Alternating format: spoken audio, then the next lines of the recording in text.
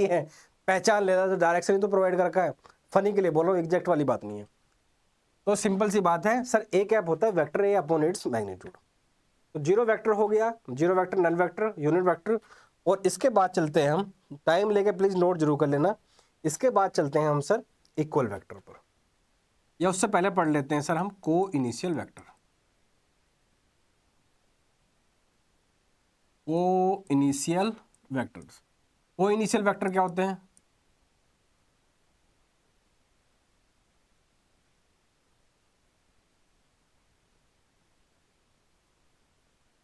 Those vector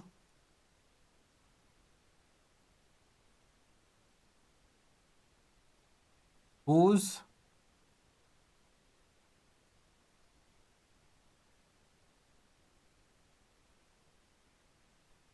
initial points are से, मतलब ऐसे वेक्टर जिनका इनिशियल पॉइंट क्या होता है, सेम होता है। सपोज करो मेरे पास में एक वेक्टर ए है, ठीक है सर, और एक वेक्टर बी है। तो आपको दिखाई दे रहा वेक्टर और वेक्टर बी का क्या है, इनिशियल पॉइंट क्या है सर, सेम है, ये है। तो वेक्टर ए और वेक्टर बी क्या है सर, को इनिशियल वेक्टर। लेकिन अगर मैं यहां पे ले लूं ऐसे, तो ये क्या होगा सर, वेक्टर सी, इसका इनिशियल पॉइंट भी क्या है सर, सेम। तो वेक्टर ए बी सी क्या है सर, को इनिशियल वेक्टर है, क्योंकि इनका इनिशियल पॉइंट क्या है सर, सेम है। अगर मैं वेक्टर डी ले लूँ तो वेक्टर डी का भी क्या है, इनिशियल पॉइंट सेम है। लेकिन अगर मैं इसके यहाँ कोई ऐसे वेक्टर बना दूँ, वेक्टर ई, तो वेक्टर ई क्या कोई इनिशियल वेक्टर होगा, नहीं, क्योंकि इसका इनिशियल पॉइंट सेम नहीं है। लेकिन अगर यहाँ से मैं यहाँ मिला दूँ कोई वेक्टर एफ, क्या ये कोई इनिशियल वेक्टर होगा, नहीं, क्योंकि वेक्टर एफ और वेक्टर डी का क्या क्या है, टर्मिनल साइड सेम है, टर्मिनल पॉइंट कौन साइड कर रहे हैं, लेकिन इनका इनिशियल पॉइंट सेम नहीं है, इसलिए ये नहीं है। तो coinitial vector are those vector whose initial point is same, whose tail is same. तो जिनकी पूंछ सेम होती है उसको क्या कहते हैं हम, को इनिशियल वेक्टर्स। इसके बाद चलते हैं सर हम इक्वल वेक्टर्स के साथ।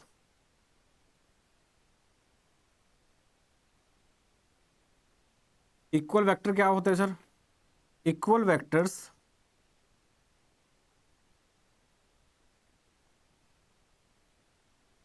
are those vectors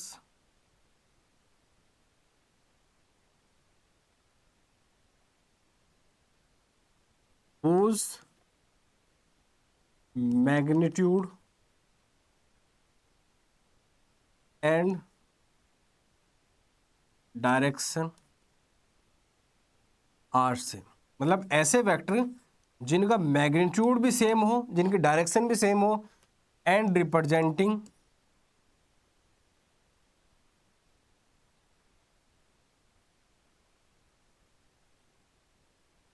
same physical quantity.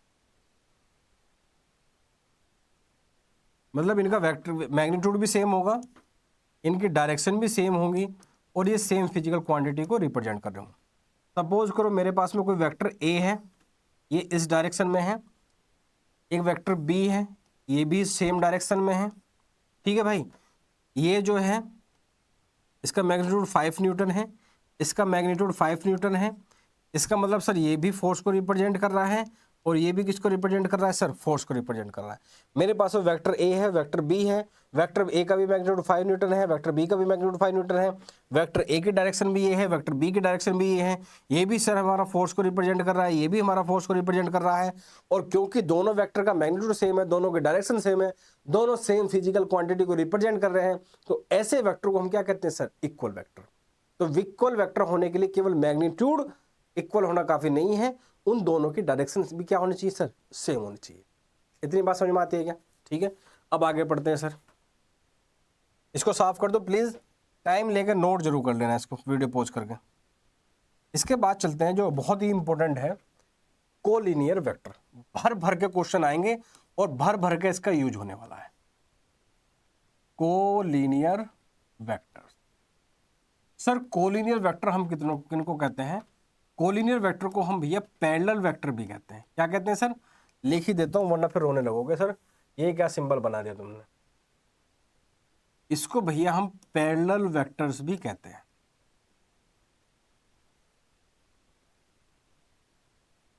तो तो कोलिनियर वेक्टर क्या होते हैं?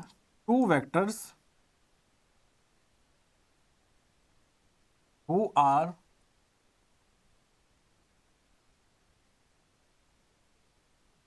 पैरेलल टू ईच अदर, एक दूसरे के क्या होने चाहिए? पैरेलल होने चाहिए, इररिस्पेक्टिव ऑफ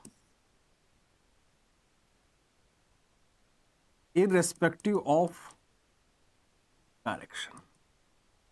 अब उनकी डायरेक्शन सेम हो या ना हो उससे फर्क नहीं पड़ता, लेकिन दोनों के दोनों क्या होने चाहिए? एक दूसरे के पैरेलल होने चाहिए। Sir example? भाई बिल्कुल एग्जाम्पल देंगे, बिना एग्जाम्पल के लिए आपको छोड़ेंगे क्या? एक जरा ध्यान दो भाई, अगर मैं कहता हूं कोई वेक्टर ए है इस तरह से, ये वेक्टर ए हो गया सर, कोई दिक्कत नहीं सर। एक सर वेक्टर बी हो गया सर, क्या ये एक दूसरे के पैरेलल है? बिल्कुल पैरेलल है सर दो, लेकिन इसमें डायरेक्शन भी सेम है। लेकिन उसमें क्या कह रहा है वो? Irrespective of direction, direction same हो या ना हो उससे फर्क नहीं पड़ता, लेकिन दोनों क्या होने चाहिए? एक दूसरे के पैरेलल होने चाहिए सर। लेकिन सर ये डायरेक्शन भी आ जा रही है तो कोई दिक्कत नहीं है, इससे कोई दिक्कत नहीं है। लेकिन अगर मैं ये बोलूं वेक्टर ए और वेक्टर बी, क्या सर ये दोनों एक दूसरे के पैरेलल हैं? बिल्कुल पैरेलल हैं, क्योंकि ये ऐसे जा रहा है, ये ऐसे जा रहा है, बस डिफरेंस किसका? सर डायरेक्शन का, केवल और केवल डायरेक्शन डिफरेंट है, लेकिन सर एक दूसरे के पैरेलल है। हाँ, तो कोलिनियर वेक्टर को हम पैरेलल वेक्टर कहते हैं। इनका अब इनका मैग्नीट्यूड सेम हो या ना हो कोई फर्क नहीं पड़ता, डायरेक्शन सेम हो या ना हो उससे कोई फर्क नहीं पड़ता, बस एक दूसरे के सर पैरेलल होने चाहिए। इतनी बात क्लियर है? अगर दो वेक्टर एक दूसरे के पैरेलल हैं, डायरेक्शन उनकी अपोजिट है, सेम है, उससे कुछ फर्क नहीं पड़ता, दोनों का मैग्नीट्यूड सेम है, डिफरेंट है, उससे कुछ फर्क नहीं पड़ता, केवल और केवल अगर एक दूसरे के पैरेलल है वो वेक्टर को हम कहते हैं कोलिनियर वेक्टर। अब जो चीज लिखवाने जा रहा हूं उसको अपने मनो मस्तिष्क में बैठा लेना। काम की बात क्या है? काम की बात, सर ये क्या बात हुई? ये क्या होता है? ऐसा कौन लिखवाता है? राज सर लिखवाते हैं। काम की बात क्या है? काम की बात ये है, if vector A and vector B are to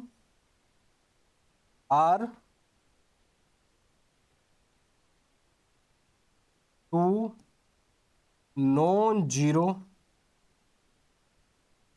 collinear vector, अगर vector A and vector B non zero मतलब जीरो नहीं है उनका मैग्नीट्यूड, कोलिनियर वेक्टर है, तो भैया एक रिजल्ट को वो फॉलो करेंगे, vector A is lambda times of vector B. इसका ध्यान रखना, बहुत ही ज्यादा भर भर के यूज होने वाला ये रिलेशन।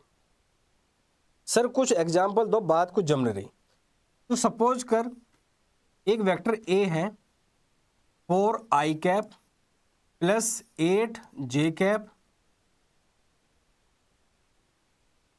8 नहीं लेते, कुछ और ले लेते हैं, 6j कैप और 2 3 8k कैप।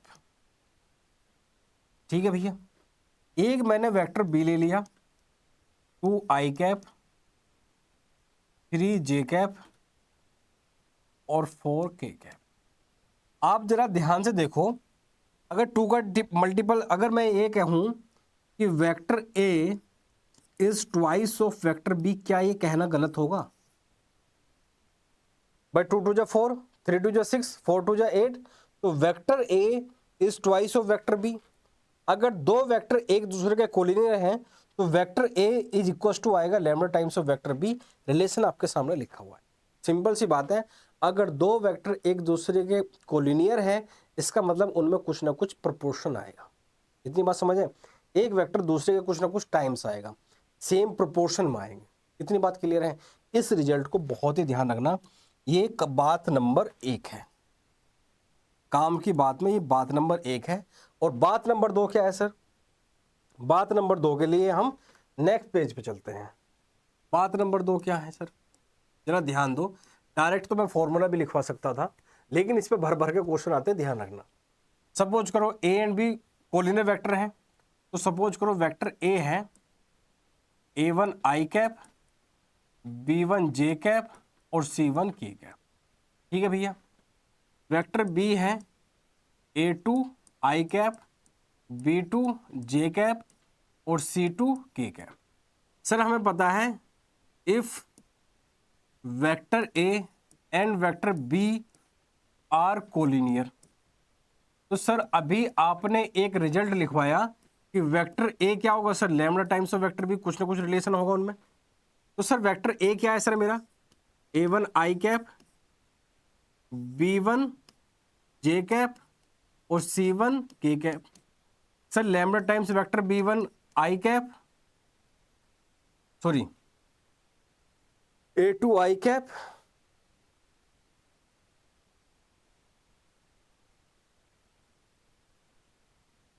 A2 आई कैप, B2 जे कैप और C2 के कैप। सर जब मैं कंपेयर करता हूं तो A1 आता है sir lambda times of A2, sir B1 आता है मेरा लैम्डा टाइम्स ऑफ B2 और C1 आता है sir lambda times of C2।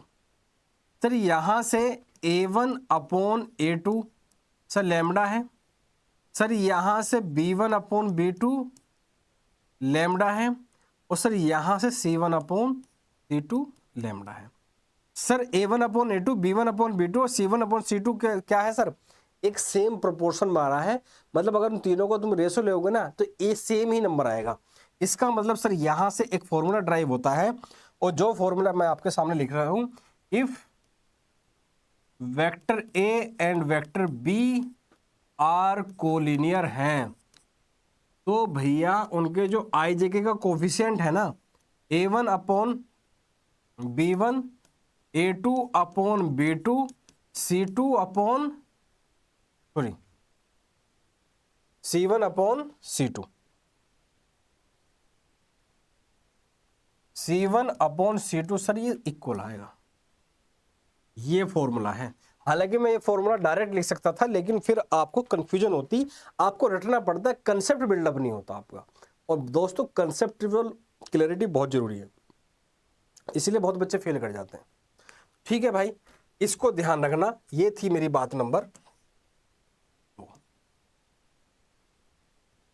अब कुछ बेसिक क्वेश्चन हैं उनको निपटा लेते हैं, बाकी के कंसेप्ट पे फिर बाद में हम आगे बढ़ेंगे। क्वेश्चन नंबर 1 क्या है सर हमारा, क्वेश्चन नंबर ये है 1 है 10.1 का ही पहला question, represent graphically displacement of 40 kilometre 30 degree. इसको ग्राफ पे बनाना है। तो आपको पता है 30 डिग्री नॉर्थ, तो नॉर्थ ईस्ट कहाँ पड़ता है, आपको पता है सर ये ईस्ट है, सर ये वेस्ट है, सर ये नॉर्थ है, सर ये साउथ है। ये कह रहा है 30 डिग्री ईस्ट नॉर्थ, तो भैया नॉर्थ ईस्ट यहाँ पड़ेगा, कितने डिग्री 30 डिग्री, कितनी डिस्टेंस सर 40 किलोमीटर। बस हो गया, और क्या था क्वेश्चन में, खत्म मामला। आगे बढ़ते हैं क्वेश्चन में। अब कह रहा है classify the following measure as scalar and vectors. अब जैसे मैंने आपको बताया था इनको वेक्टर और स्केलर बताना, कौन सा वेक्टर है और कौन सा यहाँ पे स्केलर है। आपको पता है सर यहाँ पे 10 kg मास की बात कर रही है, उसमें कोई डायरेक्शन का रोल नहीं होता, ये क्या होगा सर स्केलर। ये क्या कह रहा है 2 metre north west. Sir length वैसे तो स्केलर होती है लेकिन यहाँ पर्टिकुलर डायरेक्शन की बात कर रही है इसने। कौन सी डायरेक्शन की बात कर रहा है सर, नॉर्थ वेस्ट की। और जहां जहां से डायरेक्शन का रोल हो जाता है वहां सर हम किसकी बात करते हैं सर, वेक्टर की। तो यहाँ पे क्या है सर, ये वेक्टर। सर 40 डिग्री में तो सर डायरेक्शन का रोल नहीं है, किसी का बुखार नाप रहे हो तो क्या कहोगे कि 101 डिग्री नॉर्थ ईस्ट डायरेक्शन में, बेवकूफ नहीं लगोगे आप कहते हुए भी। तो ये क्या होगा सर, ये भी क्या होगा सर हमारा स्केलर। 40 वाट, अब सबके घर में बल्ब होता है 10 वाट 15 वाट 20 वाट, आप ये कहोगे कि 20 वाट का बल्ब इस डायरेक्शन में लगा दो, ये इकोलॉजिकल है। 40 वाट का बल्ब है सर, बात खत्म होगी। तो ये कैसी होगी सर, स्केलर होगी सर। आप चार्ज पढ़ते हो फिजिक्स में, चार्ज भी कैसा है सर, कोलाम याद रखना भाई, कोलाम जो है ना चार्ज की यूनिट होती है। और ये भी कैसी क्वांटिटी सर हमारी स्केलर, 20 मीटर पर सेकंड स्क्वायर इसकी यूनिट है सर स्पीड की। उसने स्पीड नहीं दिया है, उसकी यूनिट दे दी डायरेक्ट। इतने तो आप पढ़े लिखे हो, 20 मीटर पर सेकंड स्क्वायर किसकी होती है सर, स्पीड क्या होता है, डिस्टेंस अपॉन टाइम। बस तो ये क्या है सर हमारी, ये भी स्केलर। आगे बढ़ते हैं फटाफट। आगे क्या है सर हमारा, क्लासीफाई द फॉलोइंग। अगेन यहाँ पे आपको पता है टाइम पीरियड, अगेन सर मुझे पता है टाइम पीरियड कैसी क्वांटिटी है सर, स्केलर। टाइम को डायरेक्शन में थोड़ी मेजर करोगे सर। डिस्टेंस, डिस्टेंस अगेन कैसी है सर, स्केलर है। सर फोर्स आप बता ही चुके हो, किस डायरेक्शन में फोर्स लगा रहे हो, कितने न्यूटन का लगा रहे हो सर, ये क्या होती है सर हमारी वेक्टर क्वांटिटी होती है। सर वेलोसिटी आप बता चुके हो, ये क्या होती है सर, ये भी वेक्टर क्वांटिटी होती है। और सर यहाँ पे वर्क डन आप बता चुके हो ऑलरेडी, ये कैसी होती है सर हमारी स्केलर क्वांटिटी होती है। फटाफट फटाफट आगे बढ़ते हैं। हाँ ये है, in figure identify the following vectors. आपके सामने एक फिगर बन रखी है, ये बताना कि इनमें से कोइनिशियल, इक्वल और कोलिनियर बट नॉट इक्वल कौन कौन से वेक्टर है। अभी मैंने आपको बताया कोइनिशियल वेक्टर वो होते हैं जिनका सर इनिशियल पॉइंट सेम होता है, जिनका इनिशियल पॉइंट सेम होता है। तो जिसका इनिशियल पॉइंट सेम होगा वो क्या होगा सर, वो कौन से वेक्टर होंगे सर, सर वो वेक्टर होंगे कौन से सर, कोइनिशियल। देखो किस किस का इनिशियल पॉइंट सेम है सर, यहां से जो ये वेक्टर डी है ये जो नीचे को आ रहा है, और यहां से जो वेक्टर ए उधर जा रहा है, इसका इनिशियल पॉइंट सेम है सर। तो सबसे पहला तो क्या हुआ सर इसका solution, vector A vector D, sir ये तो कोइनिशियल है। कोई और भी आ रहा है क्या, इसका इनिशियल इसका टर्मिनल है, इसका टर्मिनल इसका इनिशियल है। तो भाई वेक्टर ए और वेक्टर डी ही है जिसका इनिशियल पॉइंट सेम है, बाकी का किसी का नहीं है। फिर sir equal vector, equal vector क्या होता है सर, अभी आपने बताया ऐसे वेक्टर जिनकी डायरेक्शन भी सेम हो, जिनका मैग्नीट्यूड भी सेम हो। अब जरा डायरेक्शन देखो, मैग्नीट्यूड देखते हैं सर, यहाँ से वेक्टर ए डी डायरेक्शन ये है, वेक्टर बी सर डायरेक्शन ये है, इतनी ही लेंथ सर इसकी है, इतनी ही लेंथ इसकी है। तो इसका मतलब सर वेक्टर बी और वेक्टर डी क्या है सर, इक्वल वेक्टर है।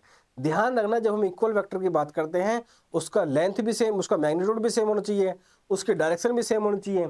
सर यहाँ इसकी डायरेक्शन भी ये है, इसकी भी डायरेक्शन ये है सर, इसकी भी लेंथ ये है, इसकी भी लेंथ ये है, क्योंकि सर ये स्क्वायर बना हुआ है हमारे सामने। इसलिए sir vector B and vector D क्या है सर हमारे, equal vector. Vector B and vector D क्या है सर हमारे, इक्वल वेक्टर। अब बात कर रहे हैं collinear but not equal. Collinear vector क्या होते हैं सर, ऐसे दो वेक्टर जो एक दूसरे के क्या हो सर, पैरेलल। अब मैग्नीट्यूड सेम हो ना हो कुछ फर्क नहीं पड़ता, बट नॉट इक्वल बोल रहा है। तो कोलिनियर क्या होता है, जिनका मैग्नीट्यूड क्या होता है सर, सॉरी पैरेलल होने चाहिए। पैरेलल कौन कौन से हैं यहाँ पे सर, एक तो सर मुझे ये दिखाई दे रहा है, ये एक दूसरे के पैरेलल है, ये एक दूसरे के पैरेलल है। तो वेक्टर बी और वेक्टर डी कोलिनियर हैं, लेकिन बट नॉट इक्वल भी बोल रखा है, लेकिन वो इक्वल तो है भाई क्योंकि मैग्नीट्यूड सेम है उनका। लेकिन हाँ वेक्टर ए और वेक्टर सी वो इक्वल नहीं है। वेक्टर ए और वेक्टर, भाई अगर देखो वेक्टर बी और वेक्टर डी ये कोलिनियर तो है क्योंकि पैरेलल है, लेकिन ये इक्वल भी है, सेम डायरेक्शन भी है इनकी। लेकिन वो क्या कह रहा है, बट नॉट इक्वल, इक्वल नहीं होना चाहिए। तो इसका मतलब पैरेलल तो हो लेकिन डायरेक्शन सेम ना हो। तो वेक्टर ए डायरेक्शन ये है, वेक्टर सी डायरेक्शन ये है, दोनों एक दूसरे के क्या है सर, पैरेलल वेक्टर है, लेकिन दोनों की डायरेक्शन क्या है सर, अपोजिट है। इसलिए vector A and vector C क्या है सर हमारे, कोलिनियर बट नॉट इक्वल। ध्यान रखना क्योंकि वेक्टर बी और वेक्टर डी इक्वल थे, लेकिन वो क्या कह रहा है, कोलिनियर तो हो लेकिन इक्वल ना हो। बात समझ में आ रही है, आगे बढ़ते हैं। ये कह रहा है आंसर द फॉलोइंग ट्रू और false. Vector A and vector minus A are collinear. हाँ बिल्कुल सर, बिल्कुल सर, क्योंकि कोलिनियर वेक्टर क्या होते हैं सर, पैरेलल वेक्टर होते हैं। उनकी डायरेक्शन क्या होनी चाहिए, उनको वो एक दूसरे क्या होना चाहिए सर, पैरेलल होना चाहिए। अब डायरेक्शन सेम हो या ना हो कुछ फर्क नहीं पड़ता। जब वेक्टर ए और माइनस ए की बात हम करते हैं ना, तो केवल और केवल डायरेक्शन का रोल होता है, बाकी कुछ नहीं। अगर वेक्टर ए है ठीक है, माइनस ए है, वेक्टर का मैग्नीट्यूड सेम है लेकिन अपोजिट डायरेक्शन में, क्या वो कोलिनियर होंगे, बिल्कुल होंगे सर। तो ट्रू हो गया। Two collinear vector are always equal in magnitude. Two collinear vector are always equal in magnitude, बिल्कुल जरूरी नहीं है भाई। दो वेक्टर को कोलिनियर होने के लिए कंडीशन क्या है कि सर वो एक दूसरे के पैरेलल होने चाहिए, केवल और केवल पैरेलल होने चाहिए। अब उनका मैग्नीट्यूड सेम हो ना हो, उनकी डायरेक्शन सेम हो ना हो, कोई फर्क नहीं पड़ता। तो ये क्या कह रहा है, two collinear vector are always equal in magnitude? नहीं, ऑलवेज क्यों होंगे, हो सकते हैं बट नॉट ऑलवेज, इसलिए ये क्या है sir, false. Two vector having same magnitude are collinear? Two vectors having same magnitude are collinear? बिल्कुल भी नहीं। दो वेक्टर का मैग्नीट्यूड सेम हो सकता है लेकिन एक दूसरे के पैरेलल नहीं, जरूरी थोड़ी है भैया। एक वेक्टर ऐसे जा रहा है, एक वेक्टर ऐसे जा रहा है, इन दोनों का मैग्नीट्यूड सेम हो सकता है लेकिन एक दूसरे के पैरेलल तो नहीं है। और कोलिनियर होने के लिए क्या चाहिए कि दो वेक्टर का पैरेलल होना जरूरी है, इसलिए ये भी क्या है sir, false. Two collinear vector having the same magnitude are equal? Two collinear vector having the same magnitude are equal, मतलब ऐसे दो वेक्टर जिनका मैग्नीट्यूड क्या है सर, सेम। ये कह रहा है two collinear vector having the same magnitude are equal vectors. भाई अगर दो कोलिनियर वेक्टर हैं मतलब एक दूसरे के पैरेलल रहे होंगे, अब ये कह रहा है उसके साथ में उनका मैग्नीट्यूड भी सेम है। अगर दो कोलिनियर वेक्टर हैं एक दूसरे के पैरेलल भी हैं, वो इक्वल भी हैं, मतलब वो सॉरी उनका मैग्नीट्यूड भी सेम है, तो क्या वो इक्वल वेक्टर भी होंगे? नहीं। तो सर बात कुछ कंफ्यूज हो गई, बात समझो जरा ध्यान से समझो। दो कोलिनियर वेक्टर होने के लिए क्या चाहिए सर, दोनों का पैरेलल होना जरूरी है। अब वो पैरेलल सर ऐसे भी हो सकते हैं और सर वो पैरेलल ऐसे भी हो सकते हैं, दोनों सर पैरेलल हैं। अब मैग्नीट्यूड सेम हो या ना हो, अब जरा ध्यान दो, ये कह रहा है कि अगर दो वेक्टर हैं, ये रे सर, दोनों का मैग्नीट्यूड सेम है, वो भी बात सही है, लेकिन क्या वो इक्वल वेक्टर होंगे? नहीं, क्योंकि अगर दो वेक्टर हैं एक दूसरे के पैरेलल है लेकिन डायरेक्शन अगर उनका अपोजिट है, मैग्नीट्यूड तो तब भी सेम ही रहेगा। लेकिन इक्वल वेक्टर के लिए क्या चाहिए, उनकी डायरेक्शन भी सेम होनी चाहिए, उनका मैग्नीट्यूड भी सेम होना चाहिए, इसलिए ये भी क्या है सर हमारा, फॉल्स।